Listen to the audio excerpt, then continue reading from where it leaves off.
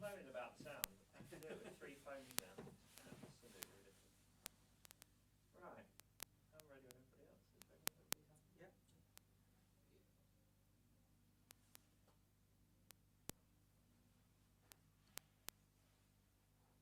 Michael, first off, looking back on Friday night, your reflections on that? It's always interesting when you watch the game back. Sometimes it can be better than what you think. Sometimes it can be worse. I think looking back on it, the only thing that I'd expect us to do better or do much better is move the ball a little bit quicker. There were times when we actually did well and get into good areas of the pitch, but we just didn't do it quick enough. And when you come up against a side who look to frustrate, they've had 6 draws already, haven't scored many goals. You have to shift them a little bit better. So I think obviously going forward to the Portsmouth game, we'll probably come up against a side who'll probably want to come at us a little bit more and be a little bit more forceful with the ball, which should help us. You look at Portsmouth's side and you look at what they did last season. They did so well last season. They brought in some what you would say are good players for this season. Why are they struggling though, do you think? I think they're in a very false position when you look at the performances and you look at the stats that back up the performances. I'm sure Kenny's, giving that reflection back to the players and to the fans and the board at Portsmouth. There's no doubt about it. Again on Saturday, thought they were very unfortunate to lose the game. Having seen the majority of it, I didn't certainly expect them to lose the game. So they're much better than what the league position suggests, and it's going to be a tough game against a side that when they do get going, and they're going to have to get going pretty quickly, obviously, if they achieve what I'm guessing is their ambitions for this year, they're going to have to get going pretty quickly. Hopefully it'll be after Tuesday night. Do you feel that it's a matter of time before they click? Oh yeah, absolutely. There's no doubt about it. You look at even not just the starting 11, the squad, the options that they've got from the bench.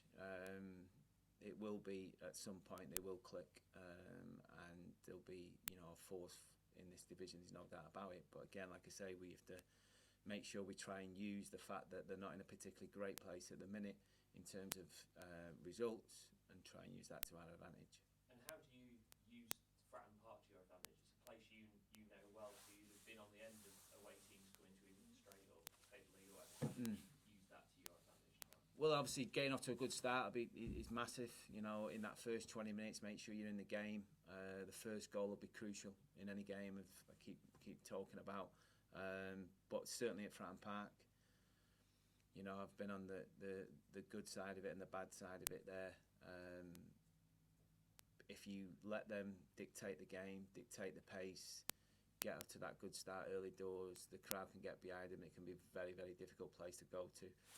They can almost suck the ball into the back of the goal. With it being an evening game as well, it just heightens the atmosphere that little bit more. So we have to frustrate them at times. We have to continue to be resolute as we are at the minute, and be difficult to break down. And I think if we do that and frustrate them, then obviously we give ourselves a great chance of winning it. On the Kean Bolger situation, it's typical that the camera moves for the first time in years to the opposite side, and then you can't get a decent look at the decision. They decided not to appeal on that one. Yeah, I just think it'll be difficult. We're going to have another conversation with Liam and such this morning, but I just think it's going to be difficult. I mean, obviously, from where we're looking, he clearly has put his arm up to try and stop him from getting round him. The ball's nowhere near. Shaxs is dealing with it. But unless we get a better, camera angle on it, I'm cautious. I'm a little bit worried that we might actually even get more. Makes it difficult for tomorrow night. So Max as a centre half from West Brom. Neil went in at centre half. Michael O'Connor played the small part at centre half on Friday. You've got options, but they're not necessarily typical centre back options, are they? No, we're going to have to rejig it a little bit. Obviously, it makes it difficult for 3 games with Keane being out and obviously Bozzy being injured. So we're going to have to use our imagination a little bit at times. It's not going to be easy. Takes height out of the team as well. We're not the biggest team as it is. That was a big concern of us going into Friday night's game, how we would deal with set plays against such a big side. and Pompey have got some big players in the team, as we know. So that has to be at the forefront of our mind as well, making sure that, yes, we want to play well and do well, but ultimately want to be competitive at set plays as well. So is that something you're going to have to work on today in training? You've not got long to try and work out a back four, have you, and get them working together? Absolutely, yeah. You know, it's short time, but you know, again, it's an opportunity for someone to come in and stake a claim. You know, there's some players who will be hoping they get their opportunity on Tuesday night, and you know, if they get the nod, you know, it's up for them to go and take it. And finally, we talked on Thursday about the FA Cup draw, and you want the bye. We know that, but with you staying over tonight, you're going to get the squad together to watch it. I don't know about the squad together, but I'm sure the staff will be pretty much be riveted to the TV. No, I think it's one of them where, you know, the actual timing of it is we'll be together anyway as a squad. So you know, I'm sure there'll be a little bit of excitement in the room, just waiting to see who we play. Cheers. Mike, in terms of the atmosphere tomorrow night, do you think it can possibly play to advantage? I mean, there could be a negative atmosphere given the pressure that's on the manager at the moment. Well, we hope so. You know, I don't mean that in a bad way in any way, shape or form. I hope that can work to our advantage. Like I say, I know what it's like down at Fratton. To be fair, I've never experienced that. It was always very good, and they always got behind the team and myself. But they can be vocal, and obviously because of the difficult start that they've had, you know, hopefully, regardless of the 11 and the squad that we think they've got, hopefully we can use that to our advantage. Think it works to your advantage having the extra day off as well? Extra day to recover? I think so. Yeah, it should do. One thing that we do have to deal with, what we just talked about, was the fact that, you know, we've only got one fit. We haven't got a fit natural right-sided centre half. Obviously, Max is very left-sided, with Shaq's being very left-sided. So, listen, we have to decide whether we're comfortable enough to do that, or it looks and there's more balance to the team playing a right-sided player, right-sided centre half. You'll learn a lot about the players tomorrow, won't you? Massive amounts. I've done it, to be fair, already, Mike. To be fair, we're in a situation where people need to stand up and be counted, and you know, they've done that, to be fair to them. You know, we're going into a situation where on Friday night, just before the sending off, there was a bit of momentum behind us, which you'd expect a home team. The actual last 15 minutes of the game, or just before, I actually felt quite confident the other night, and I was in a really good place because it reminded me a little bit of the previous week at Peterborough, where there was not much in the game, nothing between the two teams, but you always expect the home team to pick up the pace and give a little bit of momentum, and I felt that was happening. And obviously Keane gets sent off and he just rip it up, and you know, all of a sudden it's like, right, okay, let's take what we've got. How's Keane after? Yeah, he's disappointed because, like I say, he generally felt he was just, you know, trying to block the lads' run and sort of give Shaq's a little bit more time on the ball, because he's so big, and obviously the lad was so small. Obviously, what happened didn't look great, probably from where the referee was looking, but it doesn't mean it was necessarily the right decision. Real shame for him because he's impressed everyone this season, having stepped up and replacing Bozzy due to his injury problem. Yeah, it's like I say, it's a tough one for to take. He's had a couple of knocks recently. He's been playing with a couple of niggles. I suppose the only good thing that does come out of it that he'll be able to get to clear them up. But for him personally, I've been there myself a few times, and it's not it's not particularly nice, you know, having to watch your teammates play. How did you deal with it? Were you not a very good watcher when you were a player? I wasn't. No, I wasn't. Yeah, I wasn't at all. And you know, obviously, when you have an injury like I did as well, you have to watch for a long period of time, not just a suspension. You kind of get used to it, but certainly in my early days, when I did pick up the odd red card or two, it was difficult to take. Do you see these stopover trips that you're doing as a bit of a bonding exercise for the players as well, get them all together? And yeah, I mean, for you to get to know them a little bit better as well? Yeah, and it was good in the very first few days at Blackpool doing that. You get to spend a little bit of downtime with them, see who mixes with who. You know, that's why it's so important when you have, you know, a warm weather trip or pre-season trips, whatever they may be. You get to see the players out the comfort zone a little bit, but at the same time, in a place where they're a little bit more relaxed, and they sometimes open up to you a little bit more than they would do if they were in around the training ground or the stadium. Michael, some under 23s maybe have the technique, but maybe struggle a bit with the physical transition to league football. But from what we've seen of Max so far in the glimpses in the Checker Trade games, he does look to have the physical and the pace as well to maybe cope with that transition. Max is going to be a very good footballer. Like, don't, you know, I've been aware of Max for a while now, obviously with my West Brom connections, and obviously spending, you know, 6 or 7 weeks at West Brom before coming to the football club. I was the one, obviously, clearly more than happy to let him come in initially, before I knew anything about the fact that the manager's position would be vacant. But so I knew that he would have coped with it physically, so there was no issues or worries about that. I suppose the one thing that I have to, and my staff have to sort of be comfortable with, is having two lefties at centre half. I don't know what it is. Sometimes it's a little bit more natural and feels natural having two right-sided centre halves in there, but having two left-sided ones at times, it can be easier for the opposition to put a bigger press on and an easier press on with two lefties. But having said that, what I would say about Shax and Max is that they're both very, very, very comfortable on the ball. If we felt that was the right thing to do, I'd have no issues with the fact that they'd be able to deal with it, certainly in possession. On Friday, you moved Tyler over to the left. Obviously, the sending off probably affected things. But how did you think that went? Yeah, I thought it went all right. We just wanted to keep height on the pitch was one thing, obviously, because we knew how strong Shrewsbury are from set play, so that was one thing. Legs, obviously Tyler's a very fit lad and he's a strong runner. And more importantly, it was 0-0, and we still felt an opportunity on the break to get something and try and get the 3 points. So you've got to try and keep as many goal scorers on the pitch as you can in their moments, and certainly Ty's one of them.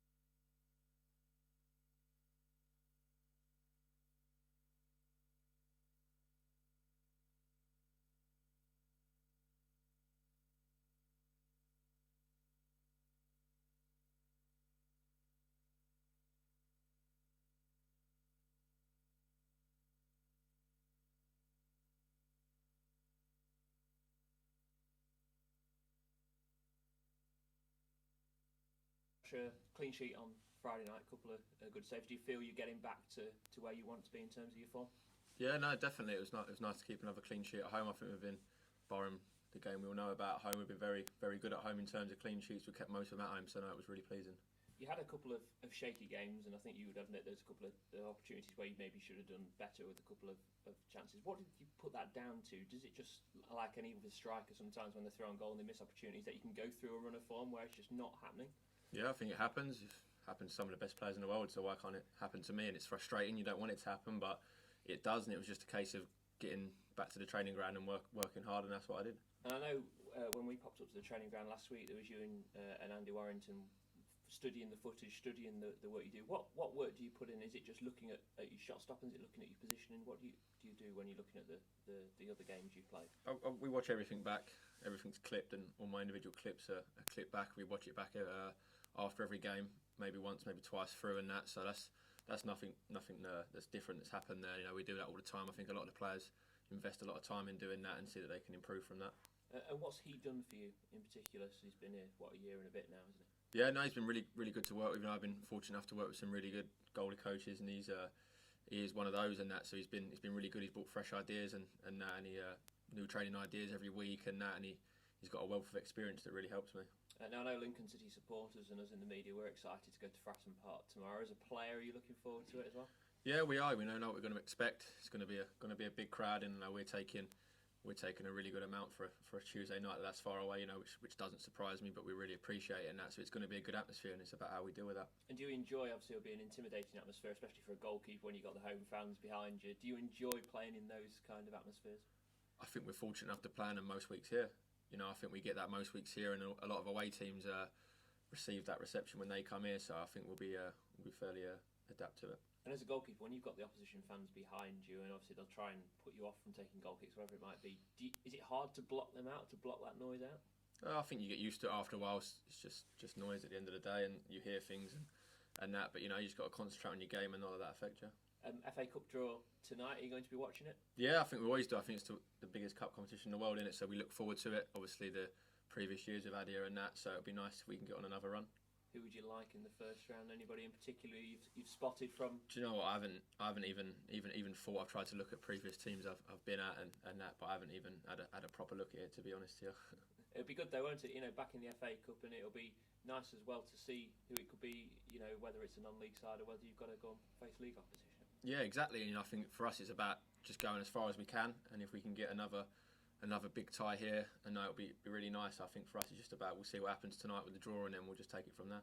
Lovely, thank you. Perfect. Josh, how do you preparation when you've got a new centre-back to play behind? Obviously there's going to have to be a change tomorrow night with Keane being suspended. Yeah, there'll be a change. Obviously, Keane will be missing out, but no, it don't change. We train day in, day out of each other, so I think we all know each other's games pretty well, and whoever it is the gaffer decides to pick will come in and do a good job.